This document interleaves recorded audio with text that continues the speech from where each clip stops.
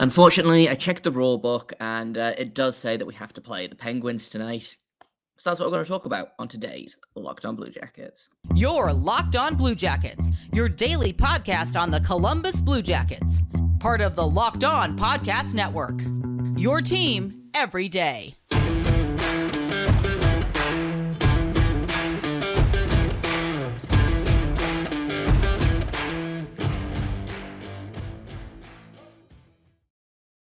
Hello and welcome to Locked On Blue Jackets, part of the Locked On Podcast Network, your team every day. I am, as always, your host, Jay Foster, here to give you the good, the bad, and the ugly about your favorite team and mine, the Columbus Blue Jackets. Before we get started, I want to thank everyone for making this your first listen of the day every single day. Locked On Blue Jackets is free and available on all podcast platforms and over on YouTube. We're also available on SiriusXM, where you can catch the game as well. Just type Blue Jackets into the SXM app and catch every goal, penalty, and other assorted nonsense of the hometown broadcast. Now, I also actually before we get things started, I want to let you know as well that today's episode is brought to you by Game Time. Download the Game Time app, create an account, and use code Locked On for $20 off your first purchase. It's that time again. The Blue Jackets have to play the Penguins. Like I said, I checked the rule book, and they say that the rules say that we have to.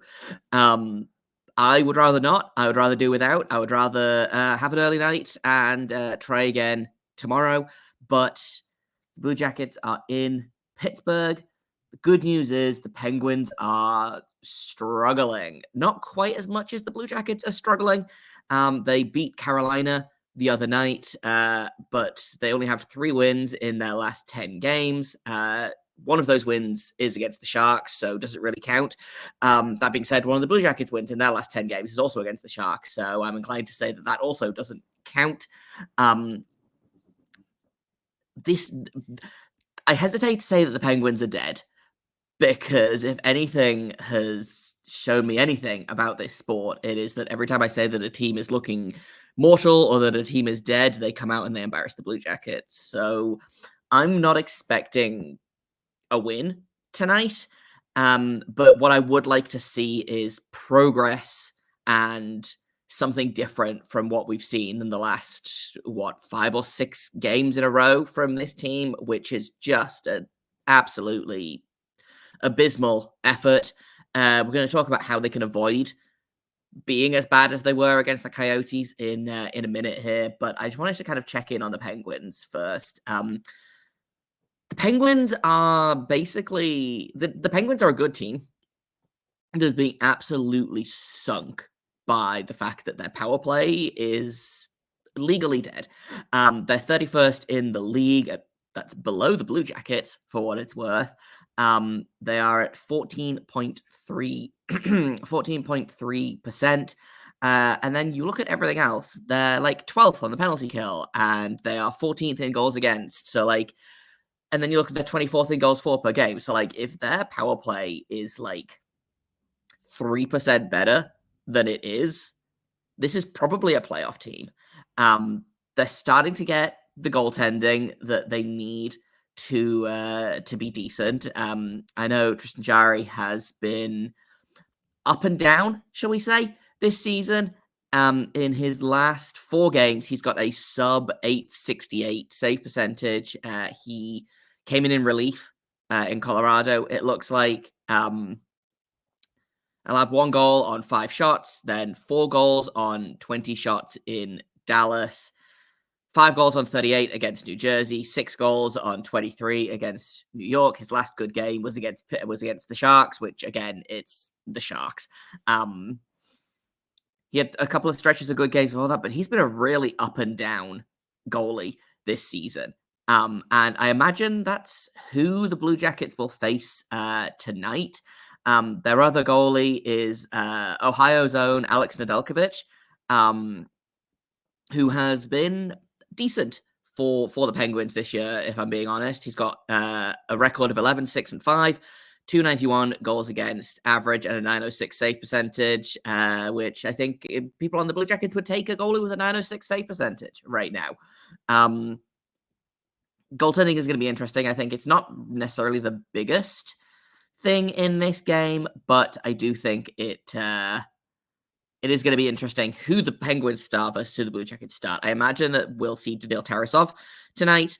Again, he has been the better goalie in the last little while here. An excellent month of March, bar like one or two bad games. I'm just going to pull his stats up for a second. He has, I believe, 2 sub 900 save percentage games this month in, again, a very good month. 1 sub 900 save percentage this month. He was at 846 against Detroit. And then you have to go back to February 13th to find a worse game where he was an 828. Since then, 931, 946, 906, 923, 935, 959, 100, 951, 846, 915. Again, even a terrible game against Vegas, he still had a 915 save percentage. So, like, if there is a bright spot to be had for kind of this last little bit of play here, it has been the play of Daniil Tarasov.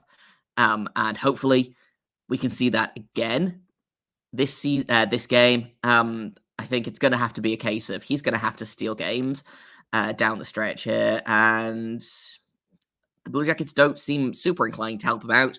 Partially, I think that's just because everyone is injured right now, and even the healthy players, I feel like, still a little bit injured. Like, I don't think Zach Werenski is 100% right now, and he's still averaging 25 minutes a night, which is a problem. Let's be honest. Like, that's a problem.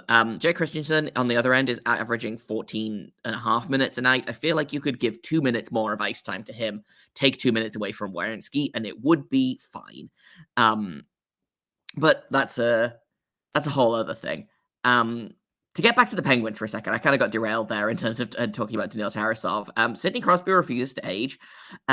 He's got 76 points in 71 games this season. He's leading the team by, I think, literally 20 points.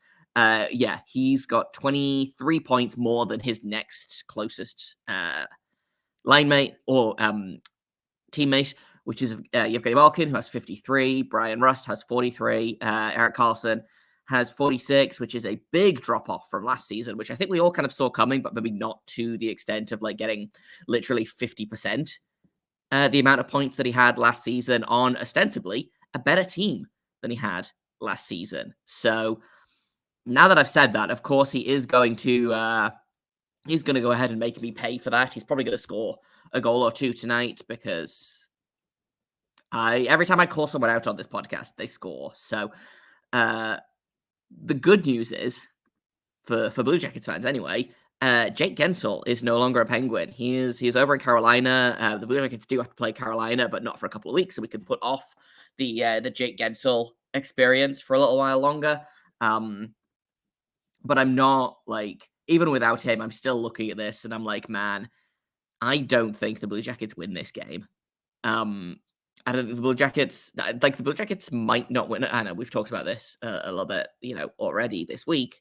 The Blue Jackets might not win another game all season, which is melodramatic and kind of the worst possible, like, situation in every aspect here. But it's looking rough out there, just based on who these last 10 games are against. The Penguins are the only team they face in the last 10 games that are not a playoff team, and they've beaten the Blue Jackets 5-3 both times that they've played. One's back in November, which was frustrating.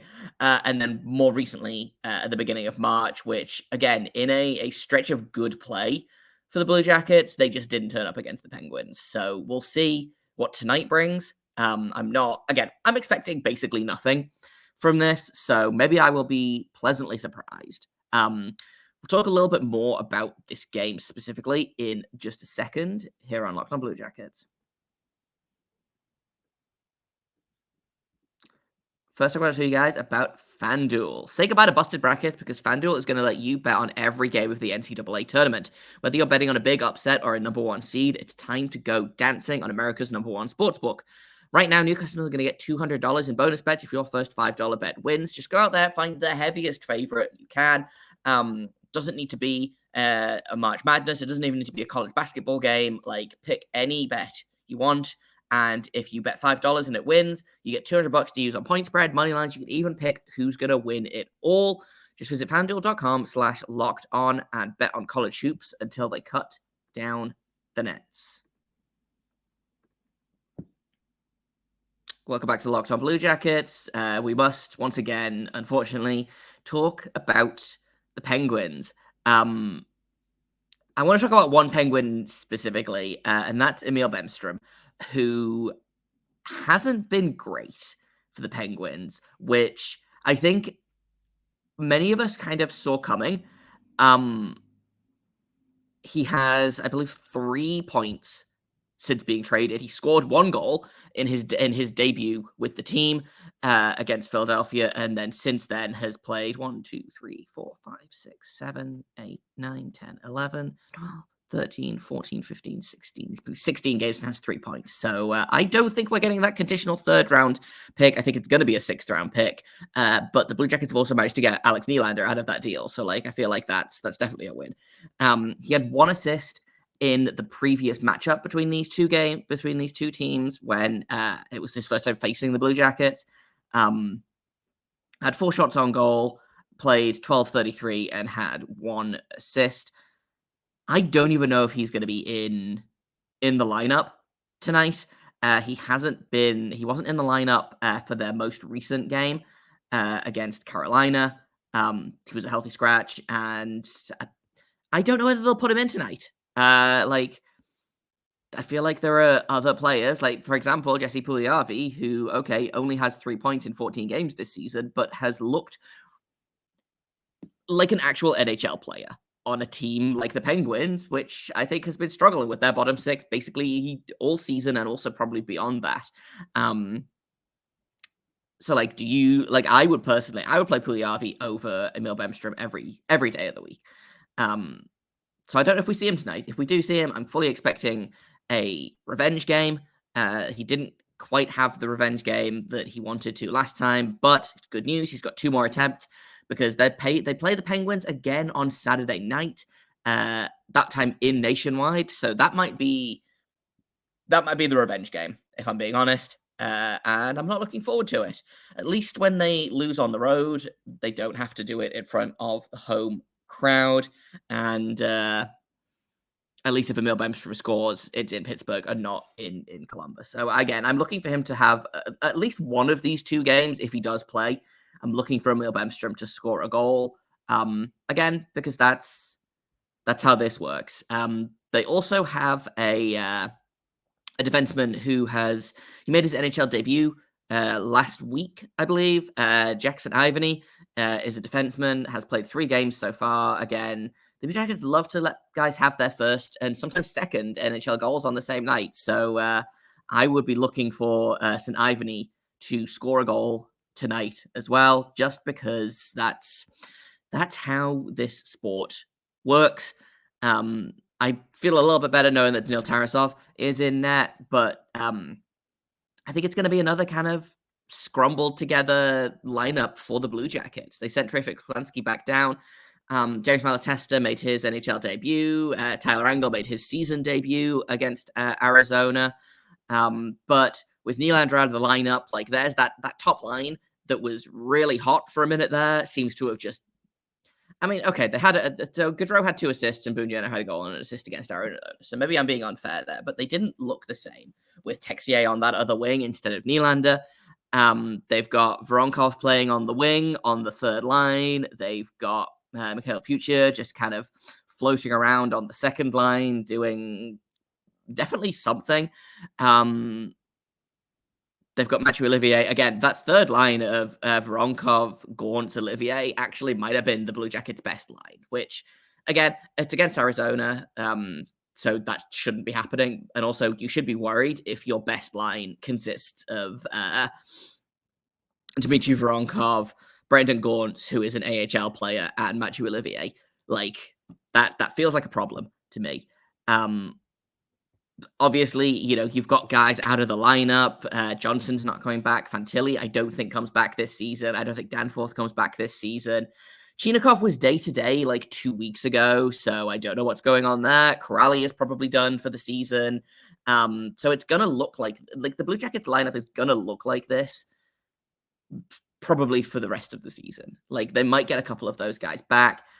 They might do some moving around, send some guys down, bring some guys back up to to help the Monsters out, who are, again, struggling right now on account of how the Blue Jackets have taken, they got Terrific Swansky back, which is great news for the Monsters, but I believe the Blue Jackets currently have their second, third, fourth, sixth, and eighth top scorer this season for the Monsters are currently up in Columbus. So that's not helping the Monsters out any. Many of them, I think, are bottom six guys at best for the Blue Jackets, and you've got some of them playing on the second line. So, so currently called up, you've got the second, third, fourth, sixth, and 10th top scorer. They had Terrific Lansky up as well. Getting him back is big, but man, it would be huge if they could get Jake Christensen back, for example, or Carson Meyer back, because the Monsters are struggling. It's looking a lot like last season, which is, again, a problem. The Blue Jackets are dead in the water, and it's frustrating to watch them have to pull from the Monsters in a vain effort to just kind of field enough bodies when the Monsters could actually do something this season.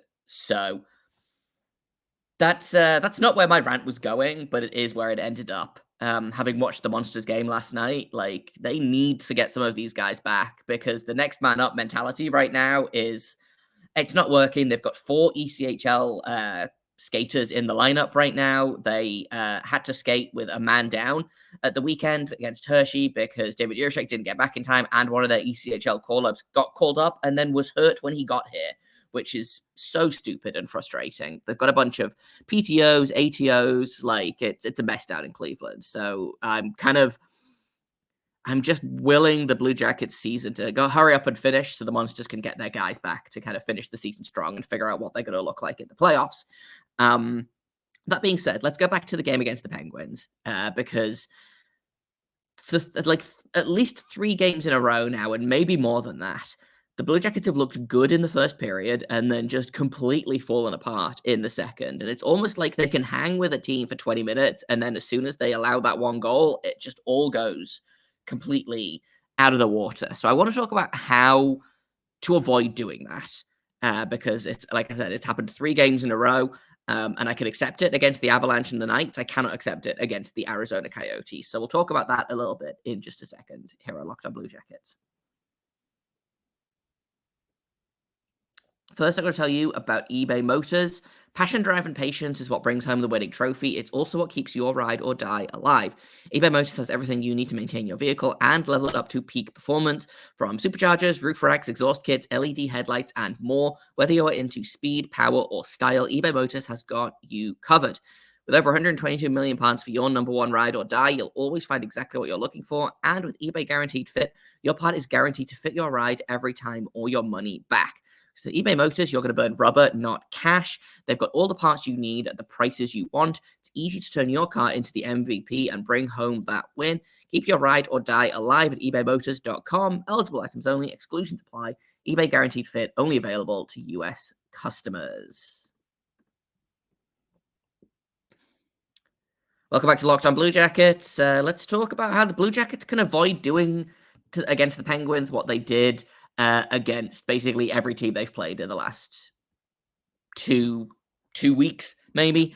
The Winnipeg game was a disaster from the start, so we're not going to count that one, but they blew a lead against, they had a 2-0 lead against Ottawa, they had a 2-0 lead against, and lost in a shootout, they had a 2-0 lead against Detroit, lost in overtime, had scored the first goal against Colorado, Vegas, and Arizona, and then collapsed in the third period in each of these games to lose in regulation. How do they avoid doing this? A couple of things. It feels almost like the Blue Jackets are getting on the ice for that second period and just not knowing what they're doing, where they are. I think partially this is a lineup issue. Partially, I think it might be a systems issue. But the Blue Jackets had 17 shots on goal in the first period against the Coyotes, and then 4 in the second and 6 in the third. So they scored more in the first period than in the second and third periods combined. This was true also of the Arizona game and the Vegas game, I believe. They didn't allow Arizona as many shots as Vegas or Colorado, but they still got outshot by the Coyotes. So my advice might be, maybe you don't need to go absolutely hell for leather straight out of the gate score the first goal, and then spend the rest of the period kind of trying desperately not to let them score the equalizer. Because it felt like that's a little bit what it felt like, is that they scored the first goal and then they didn't really know what to do with it. And then obviously they allowed 2 goals in about a minute and a half to open the second period. Werenski scores to tie the game, and then the third period goes about how the third period usually goes, which is that they allow a bunch of goals and give up all hope that they could ever have won the game.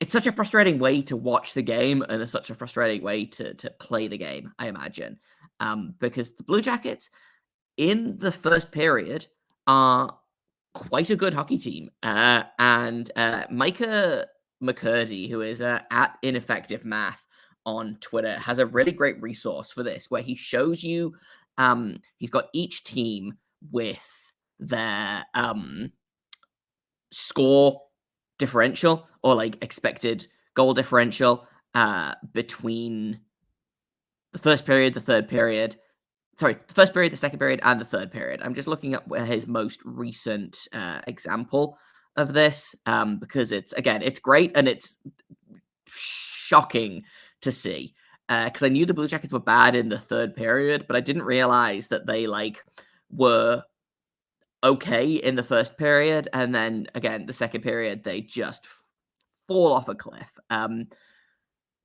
second period they have kind of been mostly fine, but it's gone really downhill recently. But they are plus the average score difference. So basically, the average the average difference between them and the team they're facing is plus 0.5, plus 0.05 in the first period, minus 0.07 in the second, and then minus 0.6 in the third. And it's just so blatant as to how bad this team is. They start strong, and then unlike some teams, like for example Boston, Carolina, they get stronger as it goes. Some teams start badly and pick it up.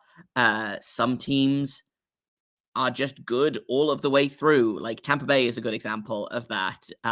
Seattle is an example of a team that starts strong, gets worse, and then gets better.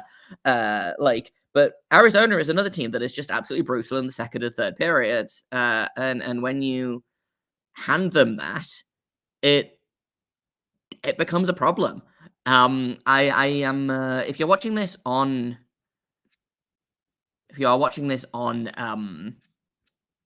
YouTube is what this platform is called. I am uploading the image now, and hopefully it shows up here. So like you can kind of see the Blue Jackets are in the third row. They're the second team down. You can see they're kind of average in the first period. They have a little bump in the second period, and then in the third period they just fall off a cliff. It's not quite as bad as, for example, teams like Chicago, Anaheim, San Jose is particularly egregious, where it starts badly and just gets worse and worse and worse, to the point where I'm worried that both Chicago and San Jose are going to crash into the teams below them in these graphs. Like Colorado goes up and up. Seattle is kind of average at the minute, but I don't understand how this team is. It's a different team in the first period, the third period, and the second period, and I don't understand why, beyond the fact that it feels like their legs go, or not their legs go, but like it feels like they give everything in the first period and they come out of it and they're like, hey, a 1-0 lead or a 2-0 lead or the game is tied, whatever. We don't have to try anymore. And then because it's the NHL, you can't sit on a 1-goal lead or a 2-goal lead. You have to keep pushing. And I don't have a specific graph for that, but I would love to see, maybe I'll track that down for tomorrow's episode, what the Blue Jackets look like when they are up 2 goals, down 2 goals, tied, things like that. Again, Micah McCurdy at hockeyviz.com, I believe is his website. It's an incredible resource. I use it all the time. It is well worth the $5 a month that I spend on it. Mike is a great, very smart man. He has been on the podcast before and explained to me just how bad the Blue Jackets are and why the stats back that up. But it feels like the Blue Jackets just love to sit on a lead, and they can't do that. especially against the Penguins, who are, again, kind of a little bit less lethal this season, but they love to make the Blue Jackets suffer. They love to make me suffer. And if there's a team that's going to, like, this feels like a really great opportunity for the Penguins to have like a get right game, and have a 7-3 beat down of the Blue Jackets, and then they finish the season strong, and then that fixes them. Like that feels like what's going to happen here, and that can't happen. The Blue Jackets need to, even if you lose, which I'm expecting. Again, it's the Penguins. This team is bad. Even if you lose, I would love to see a little bit more structured play. I would love to see the same team from the first period, the second period, and the third period. Even if that team is not great, I would love to see the same team all the way through. Like, start the game how you mean to go on. Don't start strong and then fall apart in the second. I don't want to have to bring back this hashtag second period jackets Twitter meme that me and my friends were passing around a while. But unfortunately, that's kind of about what I'm expecting out of this game. My other request for this game is please don't make Daniil Tarasov face 40+ shots again, because he doesn't deserve it. And that's not a way to win the game. I do think the Penguins win this game. This might be. I'm not going to actually. You know what? I'm not going to do an official prediction because it feels wrong in my heart to bet against the Blue Jackets in these predictions, but I can't in good conscience predict that they win this game. So I'm going to be a coward, and I am going to not predict a final score. I do think the Penguins win this game, but that's not an official prediction. And so that's fine. It doesn't count. In terms of goal scorer, like Jenna feels like a safe bet to be the first goal scorer. I think Werenski is a good shout as well. I'm going to go with, I think Marchenko is overdue a goal. So he's going to be my pick. The last goal he scored was March 19th against Detroit. And then I feel like before that, he'd gone about 10 games without scoring. So February 25th against New York, he scored. Didn't score again until March 19th against Detroit, and then has gone 3 games without a goal since then. I think he's due. So we're going to go ahead and predict that Kirill Marchenko gets a goal for the Blue Jackets tonight. And that's about all I've got for you today. Tomorrow, we are going to go ahead and break down tonight's game. We'll check in with the first night of the CHL playoffs because they kick off tonight as well.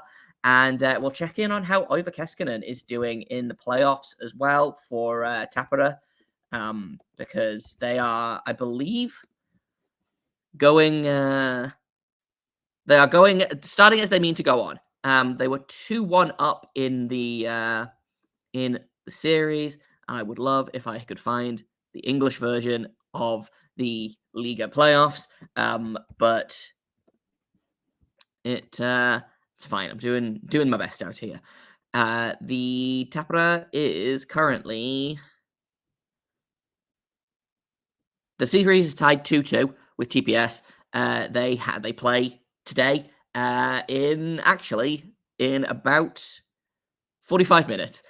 From the time of recording this, so we'll see how things go there.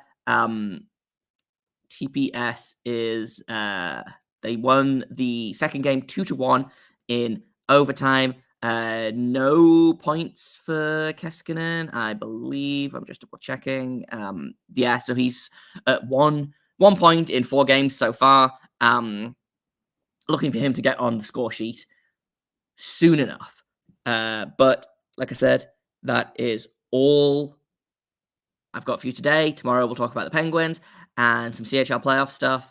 And thank you for listening, for making it your first listen of the day every single day. We are free and available on all podcast platforms, over on YouTube and on SiriusXM.